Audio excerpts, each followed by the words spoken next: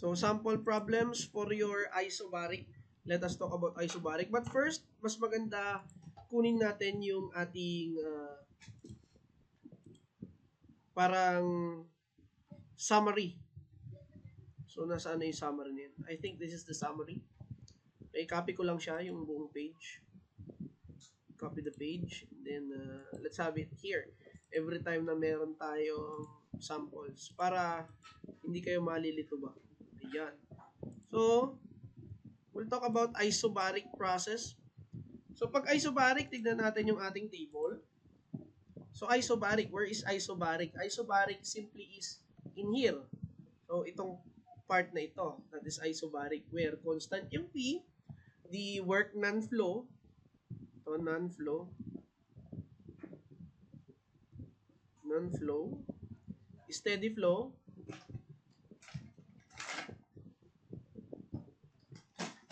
ito yun sa ating delta U.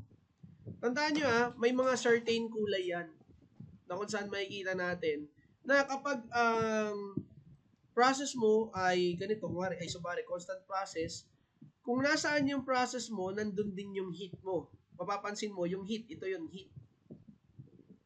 So, your heat is CP. Ano ba yung constant, ano ba yung process natin? That is constant pressure. So, the heat is MCP delta T. Okay? Kung constant volume naman, MCP delta T, ibig sabihin your heat follows what process you are into. Okay? Ganun din yung inyong dito delta H, parehas lang Okay? So, yun yung kanyang i-follow. So, let us solve the problem sets na meron tayo dito. The first problem is, you have this.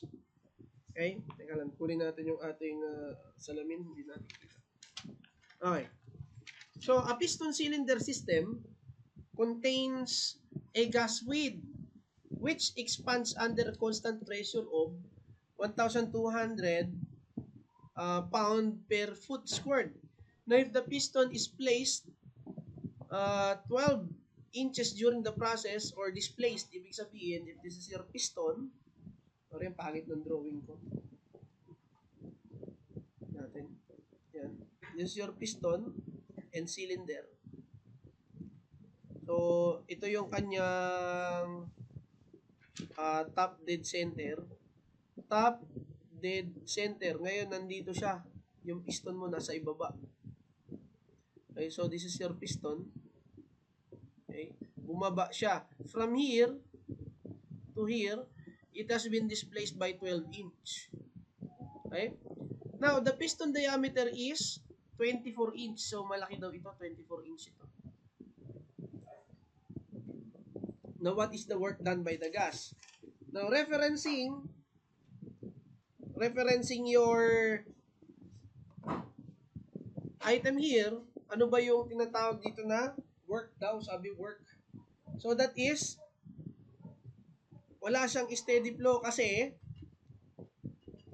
this is non-flow. Nasa loob lang yung system mo. Ino-compress lang yun ang ino-compress yung gas. Now, what is the work done by the gas in the system? So, sabi doon, work kapag constant pressure is constant. So, the work is non-flow. That is pressure. Ano nagbago? Yung kanyang volume. So, the volume change from 1 to 2. Okay? Or 2 to 1. Depende sa inyong processor. This is pressure delta V. Okay? So, pressure delta V.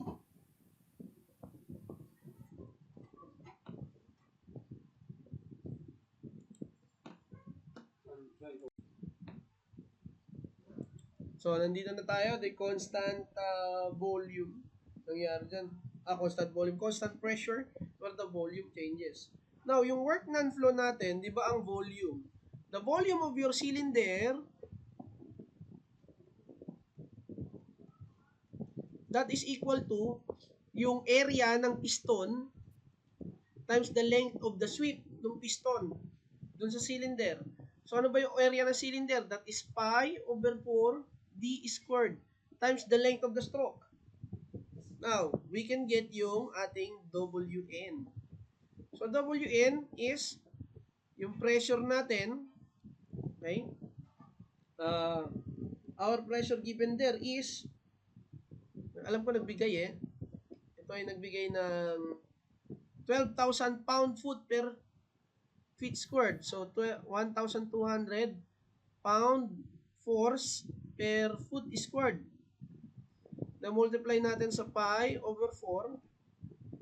Yung diameter na giniven natin dyan, that is 24 inch. Diba? 24 inch. You divide it with 12 para maging feet. And then, square the value. The length of the stroke is 12 inch. Or, that is simply 1 foot na. So, cancelling all the same units. Cancel to, yung feet squared dito.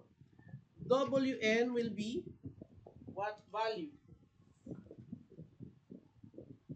Okay? So, what will be the value? Pindutin natin sa calculator. So, our calculator is here. So, check nyo rin sa inyong part. So, 1,200 times. Yung pi over 4, that is 0.25 pi. Okay? 0.25 pi times 24 divided by 12, that is 2 squared. So, what will be its value? So, that is 3,769. 3,769 point, yung value niya, 91 pound foot. Okay? So, that is the answer for number 1. So, ang calculator gamit natin dito ay yung CARS KC991. Okay? So, next time, magagamit tayo nung sa Canon. Labas ko yung Canon, ha? Canon calculator. Tingnan natin kung nandito yung app niya yan. FXES Plus. Okay, preview natin. So, kaya yung Canon na yun. Hindi ko alam kung saan nailagay yung emulator. Ayan.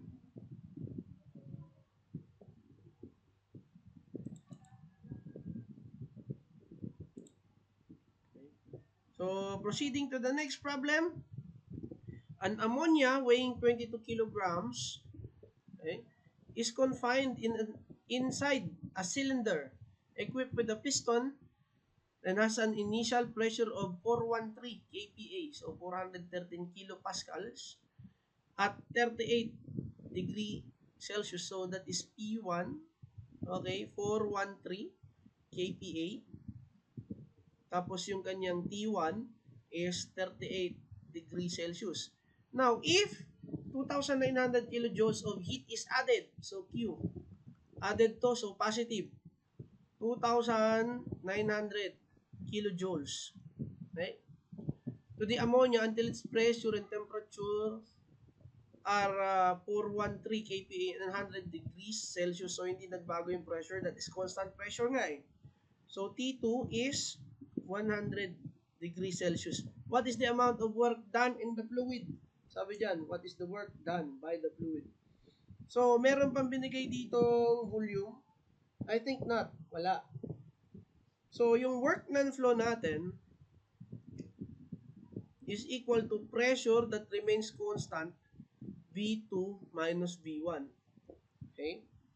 Ang hinahanap dito is the amount of work done. Meron kang Q, where your Q follows what process you are in. So, it is constant pressure, so M, Cp, delta T. The problem is, do you have any mass there? Wala tayong mass given. Okay? So, hanapin natin. Pwede bang, sir, may naisip ako, sir. Diba, sabi mo, this is work non-flow, so pwede yung P2, B2, minus P1, B1. Where your P is constant, right? Pero pag in-expand mo ito, simply, di ba ang PV from your PV is equal to MRT. So, pwede pa lang MRT. This is 2 minus M1 R1 T1. So, we recall that yung gas natin hindi naman nagbago, ammonia pa rin yan.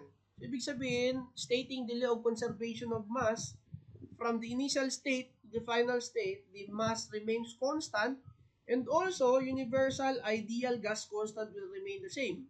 Since hindi naman nagbago yan ammonia pa rin yan. So, we can factor it out. So, MR T2 minus T1. Yun ang hinahanap natin na work non-flow. So, binigyan ka naman dito ng 22 kilograms. Alam mo ba yung R ng ammonia? Hindi po, sir. But we know that R, universal ideal gas constant, is R bar over molecular weight. But do you know the chemical formula of your ammonia? Ang ammonia ay, if I'm not mistaken, that is NH3. That is ammonia. Ano yung turo ko? Yung carbon, that is 12. Yung H ay 1. Yung oxygen ay 16. Yung N ay 14. So, we may know the chemical formula. So, pwede na natin masolve yung work non-flow. You have 22 kilograms of ammonia in the cylinder. Correct? So, we have 8.31 or 3. I-divide natin ng isang nitrogen, that is 14, plus tatlong molecules ng hydrogen, so 3. Ang unit nito ay kilojoule per kilogram degree Kelvin. And then multiply natin doon sa change ng temperature, which is 100 minus 38. That is kilojoule na kasi change temperature na yan. Canceling all same units, kilogram, Kelvin. Ang nakuha nating unit ay kilojoule. Inputting it in our calculator. Try naman natin yung ating Canon calculator. Yan. Thank you, Canon Philippines, for giving me Canon, yung pinakabago na sabi nila, nagkaroon naman daw ng AI sa civil engineering. Yan. Madugas talaga sila, sabi nila. So, 22 multiply 2 ay mga ME, hindi yan uso sa atin. Kahit nga abacus pa gamit sa atin, di ba? So, 8.3143, yung sa ibaba, 17. Multiply 2, 100 minus 38, that is 62. Okay. So, the answer will be 667.1 kilojoules. Okay. 667.1 kilojoule. Ayan. Ang MEI, matapat na engineer. Ang civil engineering daw, cheat engineering. Okay. Kawawa naman sila. Ang susunod na yung pagagamit sa kanila, baka yung pangtindahan na. So, next will be, next problem, determine the change in enthalpy per pound mass of nitrogen gas. Okay, anong turo ko sa inyo? Kapag nitrogen gas, ay nitrogen gas, that is 2. Diatomic yung paggas. Recall it in your discussions. Previous discussions, tinuro ko yan. If that is said as gas, oxygen gas, nitrogen gas, helium gas, that is diatomic. As its temperature changes from 500 degrees Fahrenheit to 200 degrees Fahrenheit. So, paano kaya natin i-solve ito? The change in enthalpy. So, delta H, yan ang hinahanap natin. Puntahan natin ito, yung ating formula card. Pwede. I will allow you to have this in your index card. Yan. Ito na i-simplify niya. Okay? So, delta H is mCp delta T. That is the same with your heat. So, delta H is mCp delta T. But you don't know the Cp of your nitrogen. Patay ka dyan. Binigay na lang yung Cp ng nitrogen. Pero pwede naman natin i-solve yan. Diba? Ano ba yung Cp natin? Paano natin makuha? Cp is equal to Cb plus R. Ay, hindi naman natin alam yung Cb. Atay ka rin dyan. But we know that pwede natin kunin siya in terms of our K. Paano ba, sir? Paano natin kukunin yan in terms of the K? So, di ba, kapag inilipat ko yung isa dyan, dito, divide natin dito ng Cb, all of them. Di ba, Cp over CB equal to 1 plus R over CB. Eh, ang CP over CB ay that is equal to K. So, K equal to 1 plus R over CB. O, nagulat na naman ang mga kabataan natin dyan. So, sabi mo, sir, ganito yan. Yung CB, ay, mamaya na pala, ilipat ko muna yung 1 dito. K minus 1 equal to R over CB. Sir, iba yan dun sa iyong derivation Hindi naman iba. So, i-cross multiply mo lang to magiging CB is equal to R over K minus 1. Sir, paano naman yung CP? Di palitan natin dito. Yung CP ha. Diba, CP equal to, yung CB natin, nakuha natin R over K minus 1. Lagay natin R over K minus 1 plus R. Pwede ba, sir? I-factor out ko yung R. Yes, pwede. CP is equal to R 1 over K minus 1. Oh, ganun lang kadali. Ay, pinactor out natin. Kulang pa yan ng isa. Teka. Plus 1. Ayan. So, sir, dito, cross-multiply ko to. So, CP equal to R 1 plus K minus 1 over K minus 1. So, maka-cancel ito, yung 1 dito. Okay. So, CP is equal to R multiply to K minus 1 over K minus 1 tuloy, sorry. Buray natin siya. Yan, K. Dapat K lang sa taas. So, K over K minus 1. O, di ang CP mo ay R K over K minus 1. Same lang yun ang derivation natin. Pinahirapan nyo lang yung sarili nyo. So, sir, pwede na pala natin gawin yung ating delta H. Therefore, our delta H is equal to mass multiply to KR over K minus 1 multiply to delta T. So, yung M natin, binigyan tayo ng mass there. Our mass, oy, wala. So, this is per pound mass. So, delta H na lang to, specific. So, K R over K minus 1 delta T. So, this is yung K natin ng 1 point. Kunti lang difference yan kay air, si nitrogen. So, 1.399. Ano yung R ng inyong gas? Nitrogen gas, okay. Diba, this is R, yung R bar over molecular weight. Okay. So, naka-English units to. So, we will divide 1545 by 28. Oh. This is English units. Okay? English, ang unit nito ay pound, feet, per pound, degree Rankine. Okay? 1.399, 1.399 minus 1. Tapos, multiply natin ang change in our temperature. 500 to 200. So, 500 minus 200. Dapat nga ito negative kasi anong initial mo? Changes from 500. So, this is T1 minus T2. Okay? Be careful with your units and be careful with your placement. Kasi this is T2 minus T1. So, 200, 500. Okay? Delta T, that is degree Rankine. Pindutin sa calculator. Magiging BTU dapat to. Okay, BTU per pound degree Rankine. So, hindi na to feet pound, BTU pala yan. Okay, BTU.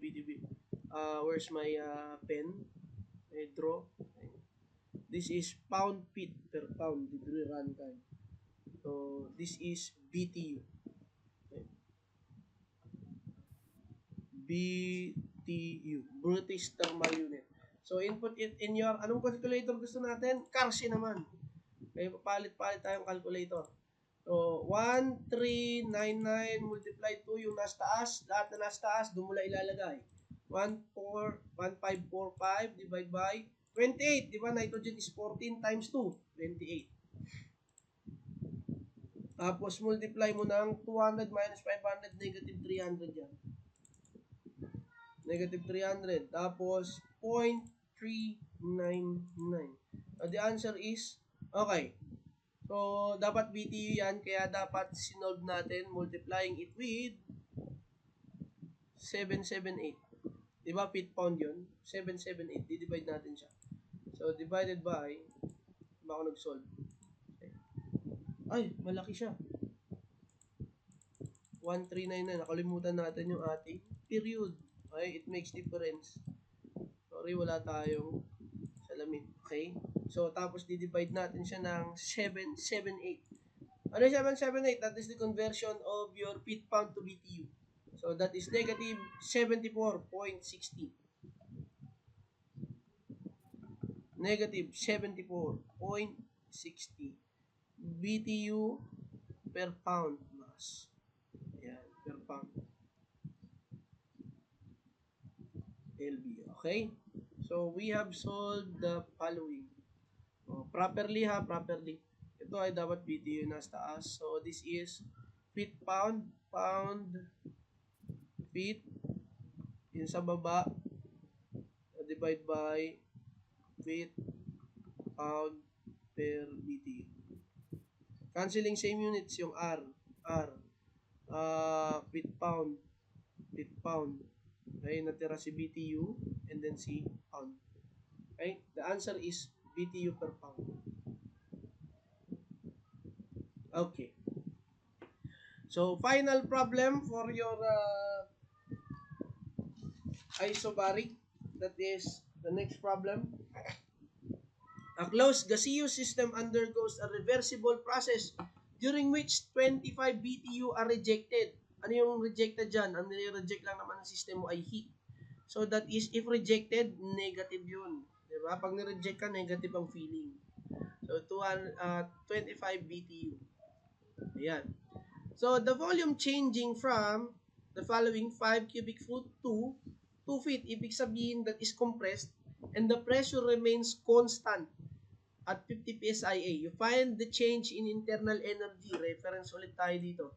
What is the change in internal energy? That is delta U. So, this is mCV delta T. So, the change in internal energy simply is mCV delta T. Are you given CB there? Not yet. So, we know that yung ating delta, ang Q natin is, that is delta H. Diba, recalling yung H natin is equal to U plus pressure and volume. Now, this is equal to delta U plus P delta V. Yan. So, yung delta U natin is mCV delta T plus pressure volume 1 or volume 2 minus volume 1. Ito yung magiging formula natin dito. So, yun ang hinahanap natin is delta U. Meron kang delta H. Check. Wala ako nito. Delta U. So, delta U will be equal to, ilipat natin sa kabila, delta H minus pressure, volume 2 minus volume 1. If that is rejected, so, this is delta U, negative 25 BTU. Minus, our pressure is 50 psia. So, the pressure is 50 pound per inch squared. Sir, kailangan natin mo-multiply ito ng yung 144 inch squared per feet squared. Okay na yan. Yung volume natin, what will be our volume? The volume change from 2 and 5. So, negative 3 ito. So, this is negative 3 cubic foot. Okay? 5 minus 2 eh. Baliktad.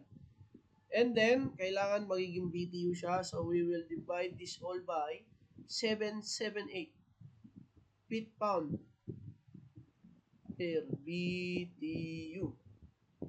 So, cancel all same units. In squared. Feet squared, feet. Yung isang feet nandito. yung pound ang aakyat ay BTU na lamang. So, our delta U, press it in hour. Ano ba calculator gusto nyo? Ito, dito tayo. Our calculator is the Canon 789 SGA. So, this is negative 25 minus, okay?